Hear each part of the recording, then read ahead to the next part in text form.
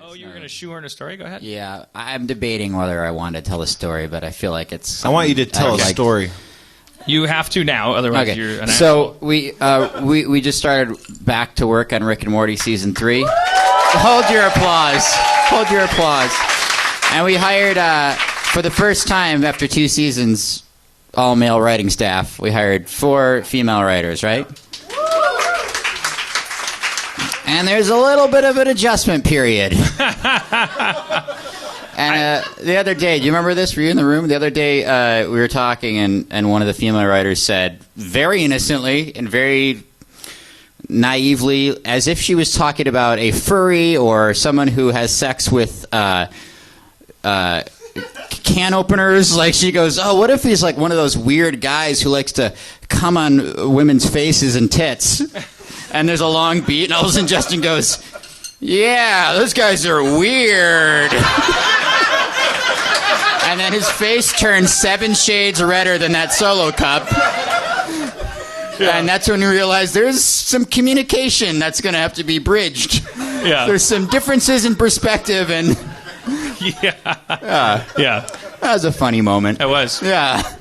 I remember anyway. the first day of work, because I've never. There's something interesting about a gender balanced writers' room specifically, because it's like you don't spend your once you fall in love with a woman, you don't like as a guy. There's never a point where there might be. You don't do a big Q&A about tampons, like you don't go like, how does the applicator work and all this stuff. Like it's kind of something you can get to 42, as I discovered without really knowing, and it just kind of came. It was just sort of like a field day. I was like, all right, explain that, because we were talking about a story about Summer, like Summer, the possibility of Summer doing a vodka soaked. The possibility. She's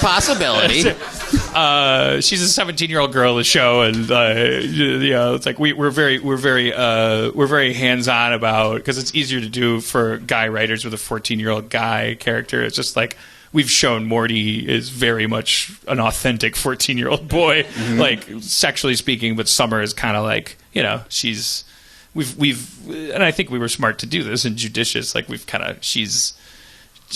haven't touched her like intimate side at all. If it's an all-male writers' room, you just shouldn't. I was never going to go there. Like with a 17-year-old girl character, it'll be like, oh, then of course, then she starts humping a pillow. When you start breaking a sweat when you're talking about story ideas, probably you're not going to get a lot of comedy. But now we have like half and half. It's like a full representation of everything, so it's nice. It's like started talking about, it'll probably never. It's not like we're going to do an episode about vodka tampons, but. The conversation came up, and then it was like that led to, holy shit, I have 95 questions about tampons, and I got them all answered within 5 minutes.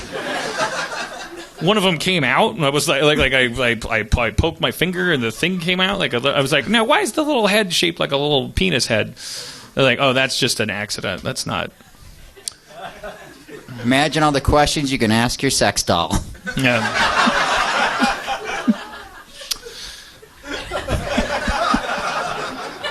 I mean, we also talk about other stuff, too. It's not why we hired 4 women. They got good ideas. And it's not all they wanted to talk about. It was a two-way, it was a collaboration. Uh-huh. But I liked it. I never thought I'd see the day on Rick and Morty. Community, we started out of the gate. We had balance, gender-wise. Mm-hmm. So it was always just that kind of show. Always just felt, because it was a sitcom and it was relatively mainstream. Rick and Morty obviously is like, it's more of a cult hit. There's a boyish energy to it. I'm not saying that anyone that's not boyish isn't allowed to watch it. I'm just saying like there's definitely a boyish energy to the show, and there's always been an all-male writers' room, and I never thought. That's very interesting to have some ladies in there. Talk about tampons. All right.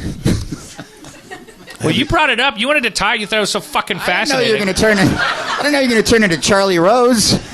Jesus. I never thought that it would be so interesting to see such gender diversity in cable. It's a bad show.